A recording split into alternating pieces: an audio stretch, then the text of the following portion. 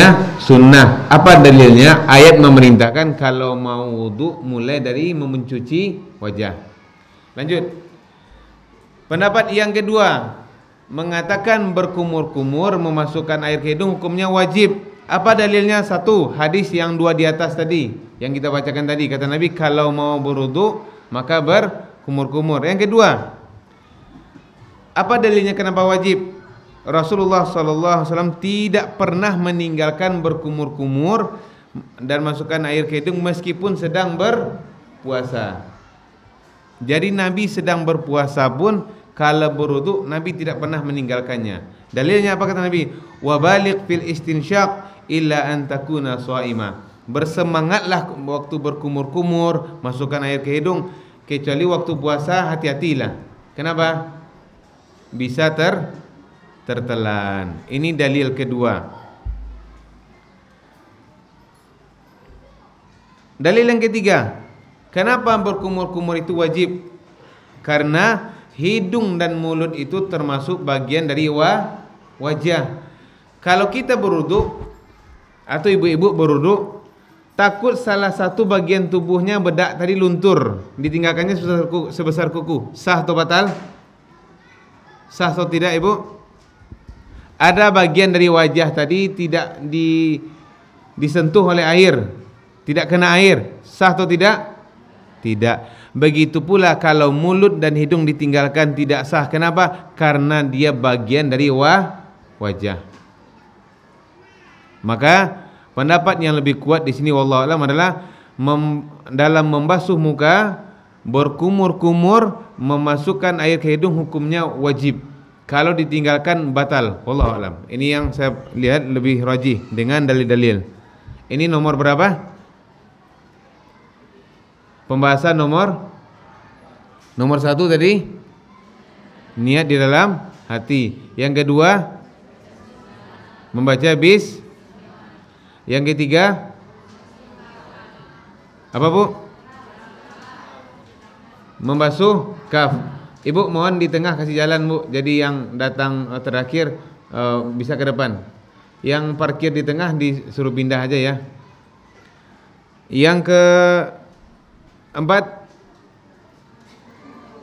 berkumur-kumur dan masukkan air ke hidung. Kita masuk yang kelima, halaman 5. Allah berfirman, ya ayyuhalladzina amanu idza qumtum ila shalah faghsilu wujuhakum. Kalau kita mau salat berwudu maka mulailah mencuci wajah.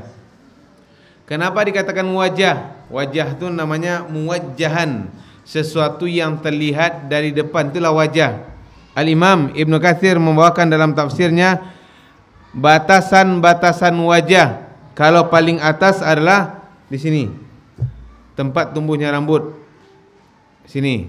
Tapi berbeda dengan yang kepalanya kapsul, Pak. Kapsul itu apa? Kapal usulah. Kapal usulah kan sampai belakangan. Yang normal sampai di sini. Berarti ini batasan atas.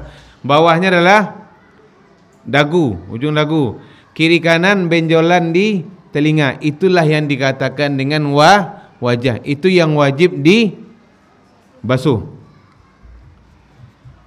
Bagaimana cara membasuh wajah bagi yang jenggotnya tebal? Ini khusus bapak-bapak yang berjenggot, karena Nabi kita berjenggot. Maka Nabi membasuh wajahnya. Dalilnya dari Utsman bin Affan.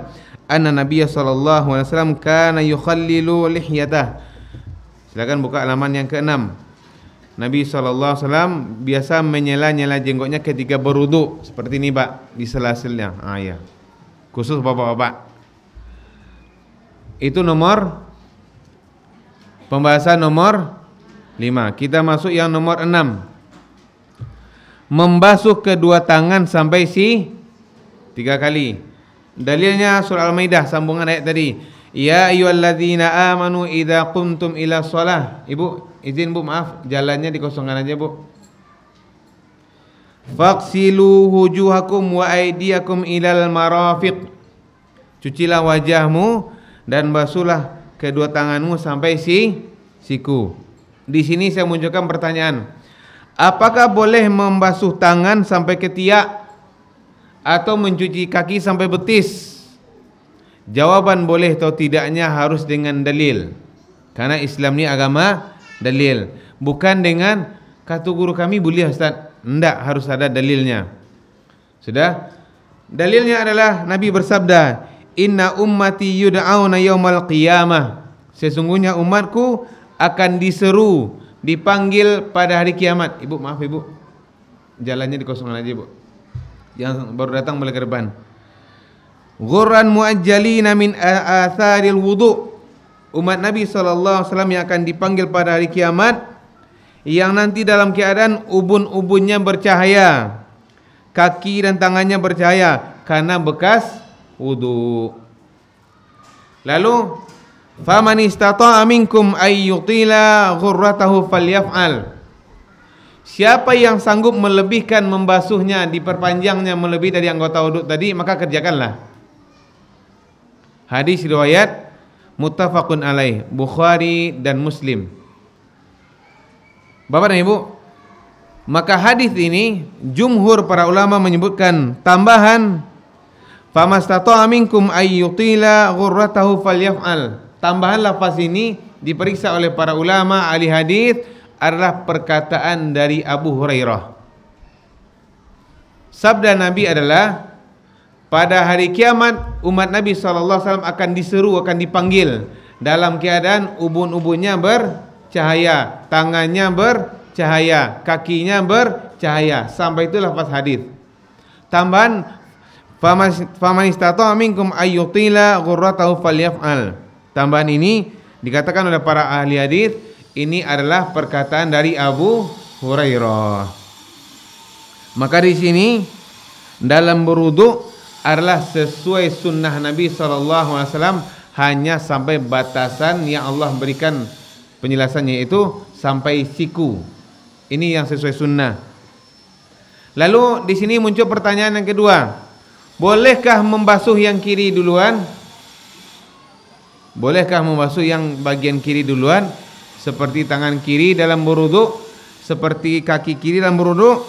Nabi SAW bersabda, "Idza tawadda'tum fabda'u bima yaminikum." Kalau kalian berwudu, maka mulailah dengan yang kanan. Halaman berapa tuh Bapak? Halaman 7, silakan buka halaman 7. Hadis riwayat Abu Daud dan Ibnu Majah. Kalau kita berwudu, maka mulailah dari yang kanan. Maka Bapak dan Ibu, orang yang membasuh memulai dari yang kiri duluan, wudunya sah, namun tidak sesuai sunnah. Dan yang wajib dalam berwudu adalah berurutan: muka, tangan, kepala, kaki. Itu yang wajib. Kalau dibaliknya batal. Saya ulangi. Jika anak kita berwudu lalu dia basuh kakinya duluan, sah atau tidak? Halo? Tidak. Kalau anak kita yang laki-laki Pak, dia berwudu, dia cuci tangan kiri duluan, sah atau tidak? Tangan kiri duluan, sah. Tapi kalau dia mulai dari tangan, sah atau tidak? Tidak.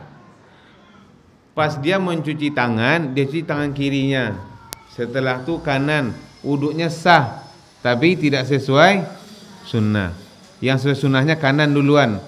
Tapi kalau dia start mulai wudu dengan tangan, wudunya batal atau tidak sah. Lanjut. Nomor berapa lagi Bapak Ibu? 7. Coba jawab sama-sama. Nomor 1,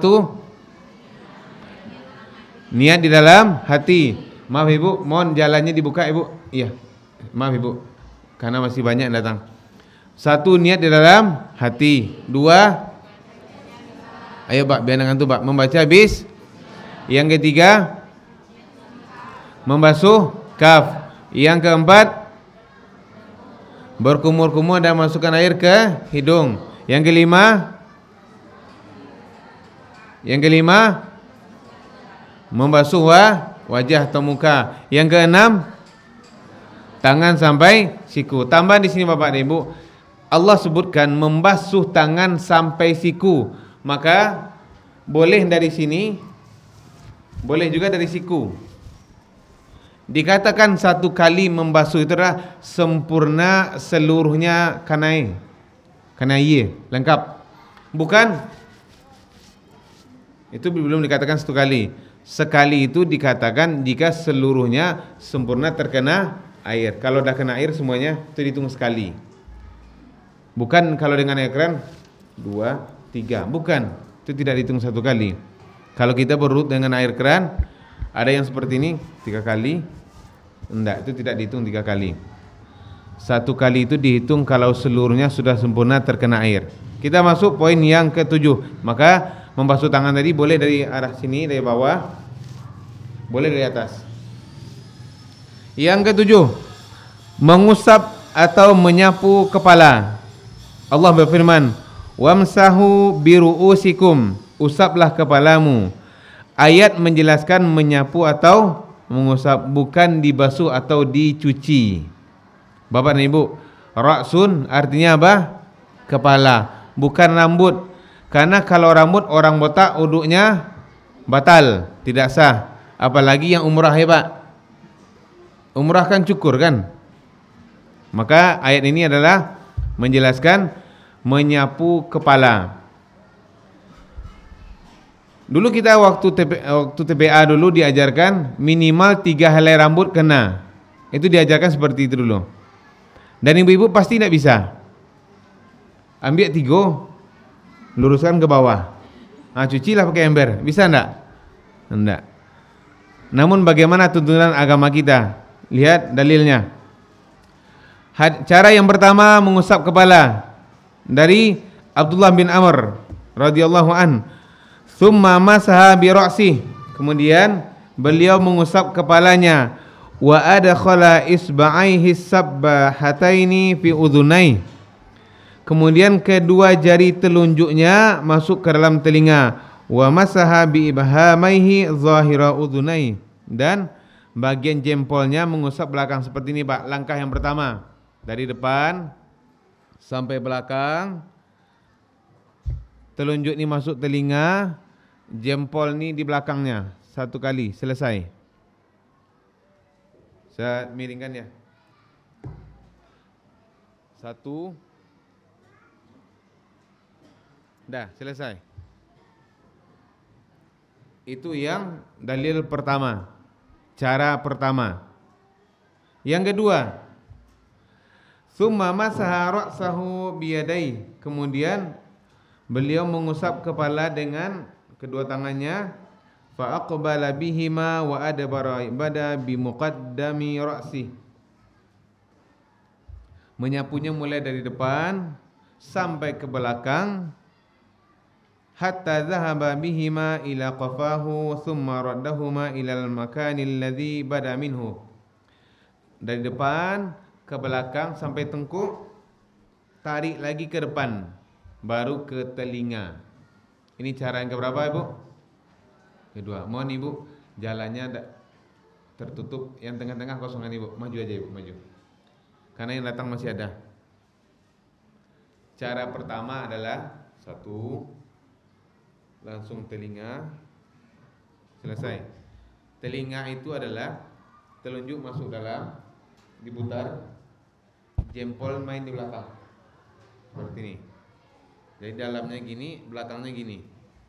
Itu yang pertama. Yang kedua, 1 sampai belakang, 2 balik ke depan, 3 ke telinga, selesai. Cara yang keberapa tuh Bapak Ibu? Yang ketiga, dari Rubaiyik bintu Muawidh, Nabi SAW mengusap kepalanya sesuai alur rambutnya. Jadi bapak-bapak yang belah samping seperti ini ya. Nah, tuh. Khusus bapak-bapak. Atau yang belah tengah, langsung ke telinga. Dan ini sesuai dengan dalil. Bisa yang pertama 1 setelah itu telinga, yang kedua depan sampai belakang, kembali lagi ke depan, langsung ke telinga. Yang ketiga mengikuti alur rambut. Paham Bapak Ibu? Itu pembahasan yang ke-7.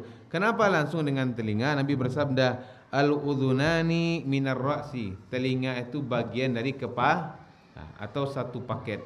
Hadis riwayat At-Tirmizi dan Ibnu Majah. Lanjut halaman yang ke-9. Sedikit lagi. Nomor 1 tadi pembahasannya adalah niat di dalam hati. Yang kedua, membaca bismillah. Yang ketiga, membasuh kaf. Yang keempat, berkumur-kumur dan masukkan air ke hidung. Yang kelima, wajah. Yang keenam, tangan sampai siku. Yang ketujuh, mengusap kepala. Berapa kali kepala kita diusap? Nabi SAW bersabda dari Ali bin Abi Thalib, wa masaha bi ra'si wahidah. Mengusap kepala itu hanya satu kali. Dalil yang kedua, fi sifati wudu'in Nabi SAW qal wa masaha bi ra'sihi wahidah. Ali bin Abi Thalib mencontohkan wudu' Nabi dan Ali mengusap kepalanya hanya sekali. Bapak Ibu, saya wallahu alam saya tidak tahu ya apakah sah wudu orang yang seperti ini. Dan itu banyak, Pak. Terkhusus ibu-ibu. Mungkin tidak ibu-ibu sini loh. Yang sana mungkin tidak. Yang berwudunya seperti ini. Saya tidak tahu apakah sah atau tidak, wallahu alam. Namun yang sesuai sunnah yang itu yang kita kerjakan. Bukan hanya kita mengerjakan, anak-anak kita juga diajarkan seperti wudunya. Semua kertas yang Bapak Ibu pegang ini ada dalilnya. Di dalam kertas tadi juga sewaktu disebutkan pendapat ada ulamanya di situ. Ini tidak ada sama sekali pendapat saya di sini. Waktu kita mengajarkan kepada anak atau kepada istri kita nanti atau kepada suami kita nanti, ini kertasnya, ini dalilnya. Gini tata cara wudu. Itu yang diajarkan kepada anak kita. Mengusap berapa kali? Hanya sekali. Meskipun kita diajarkan waktu TPA dulu 3 kali. Minimal kena rambut itu basah 3 helai. Dan itu tidak mungkin. Dan itu adalah pendapat. Semua pendapat bisa diterima kalau ada dalil. Seperti Imam Syafi'i mengatakan, berkumur-kumur masukkan air ke hidung hukumnya sunnah. Dalilnya apa? Allah berfirman, faksilu wujuhakum. Maka pendapat tadi bisa diterima kalau ada dalil. Dan pendapat yang kita ambil adalah yang paling kuat hujahnya. Lanjut yang keberapa lagi Bapak Ibu? Yang ke-8, yang halaman terakhir. Ya, kalau di halamannya halaman 9 ya. Membasuh 2 kaki sampai mata kaki 3 kali.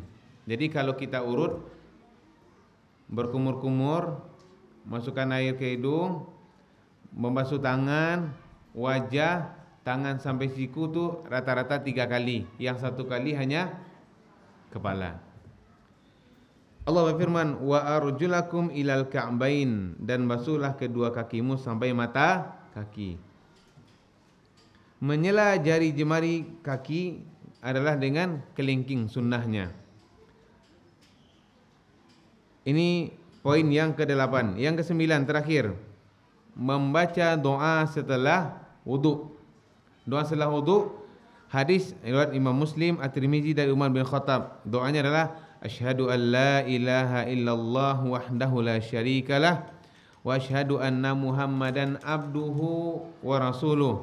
Lalu Allahumma ja'alni minat tawwabina wa ja'alni minal mutatahhirin. Hadis riwayat Imam Muslim dan Imam At-Tirmizi. Tambahan waj'alni min ibadika shalihin. Apa kata Syekh Salim bin Al-Hilali? Tambahan ini ada dalilnya, tidak sahih, tidak ada dalilnya.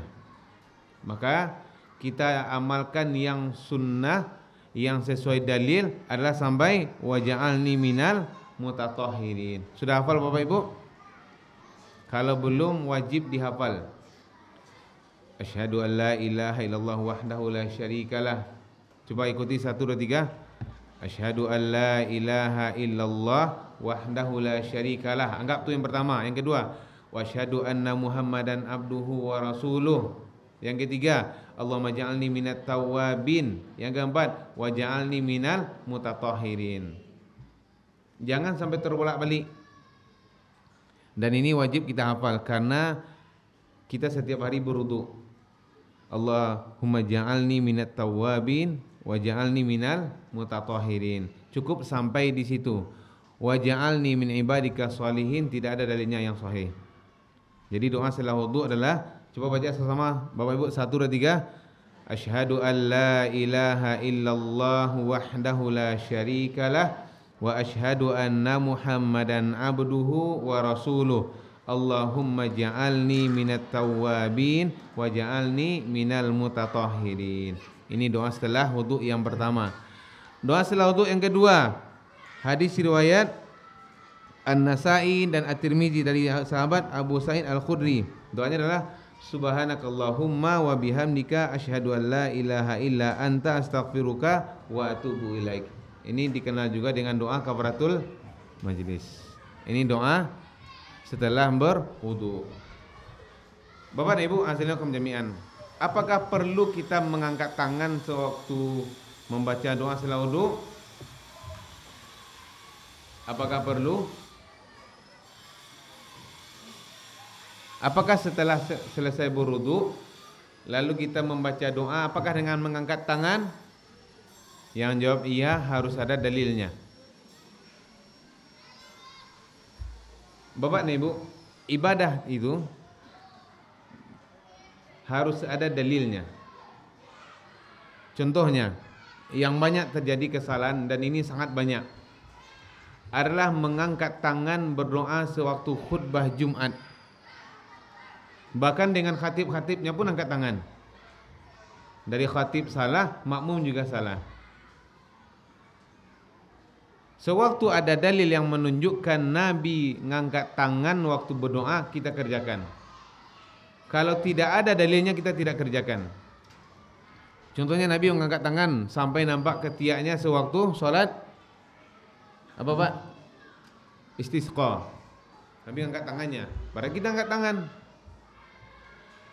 Namun kalau tidak ada keterangan dari hadis Nabi SAW, maka kita tidak kerjakan. Saya contohkan yang mudah tadi Bapak dan Ibu. Di awal tadi saya buka dengan niat. Nabi mengajarkan cara cebok. Nabi mengajarkan cara megang kemaluan. 2 poin ini dianggap remeh oleh manusia. Apakah mungkin Nabi mengajarkan 2 yang remeh ini, tapi Nabi tidak mengajarkan nawaitu, atau Nabi tidak mengajarkan usolli pada zuhri? Paham Bapak Ibu? Saya ulangi. Seandainya usolli tadi atau nawaitul wudu tadi adalah sesuai sunnah, pasti ada dalilnya.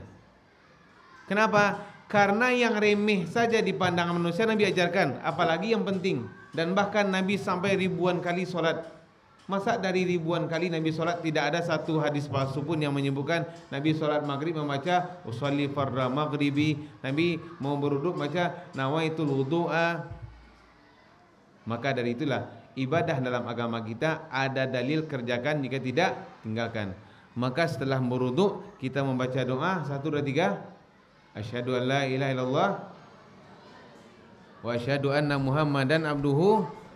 Allahumma ja'alni waja'alni minal mutatahhirin. Cukup sampai situ dan tidak perlu mengangkat tangan. Wallahu a'lam bishawab. Sudah bisa praktik wudu Bapak Ibu? Sudah? Nah, inilah pembahasan kita terkait dengan sifat wudu Nabi sallallahu alaihi wasallam. Mudah-mudahan jika selama ini wudu kita masih seperti waktu di TBA dulu atau belum ada perubahan, maka perbaikilah wudu kita. Dan saya ingatkan kepada ibu-ibu, terkhusus ibu-ibu yang terkadang berwudu hanya sampai batas begini, atau dia tidak membuka jilbabnya dengan sempurna sewaktu membasuh wajah, sehingga tidak seluruh wajah yang terkena. Batasan wajah tadi sudah disebutkan Imam Ibnu Katsir, ujung tumbuhannya rambut, dagu, benjolan kiri kanan. Kalau hanya bagian gini berarti ini tidak kena. wudunya batal. Wallahu a'lam bishawab. Silakan kalau ada satu atau dua pertanyaan yang mau ditanyakan. Ibu-ibu satu, bapak satu. Ibu silakan. Boleh ibu pakai mic biar kawan-kawan lain bisa bantu dengar.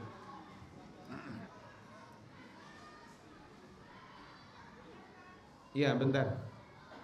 Nah, tuh. Coba hidupkan tombolnya, Bu.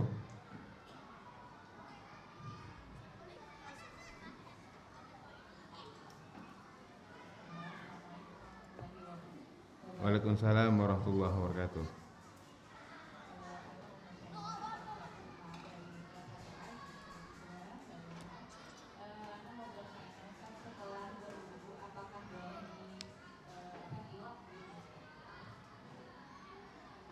Oke, syukur.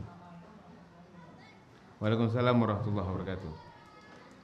Pertanyaannya adalah apakah setelah selesai berwudu air wudu tadi boleh dilap? Pertanyaannya.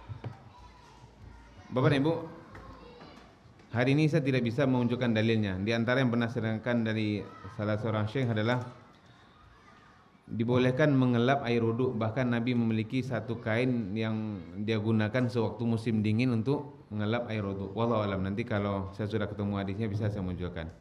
Bapak-bapak ada pertanyaan? Hukumnya boleh. Cukup? Iya, silakan, Mbak. Mic-nya tidak sampai, Mbak. Kuat aja suaranya, Mbak.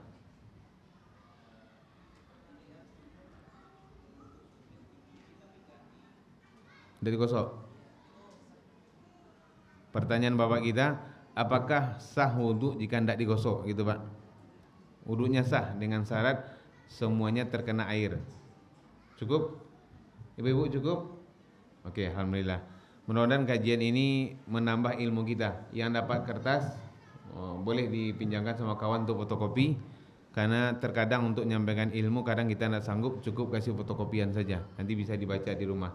Bapak dan Ibu, kajian ini kita agendakan nanti di semester 2 lagi, bergantian atau bergiliran. Maka gunakanlah kesempatan ini untuk menuntut ilmu atau menambah ilmu kita, sehingga dari doa yang selalu kita baca, ihdinas siratal mustaqim, ya Allah berikanlah kami petunjuk. Ibu mau bertanya? Yang belakang?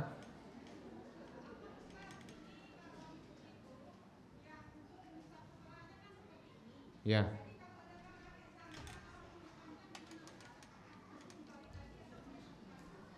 Ibu-ibu bisa gini, dah. Atau ikuti alur rambutnya, boleh. Kalau langsung ke depan juga boleh, tapi kena. Kan ada 3 contoh tadi kan. Ya, dan ketiga-tiganya ada dalil kan. Dan tidak perlu dibuka ikatan rambut tadi tuh. Begini kan sampai lo panjang ke bawah gitu. Wallahu alam. Subhanakallahumma wa bihamdika asyhadu an la ilaha illa anta astaghfiruka wa atubu ilaik. Assalamualaikum warahmatullahi wabarakatuh.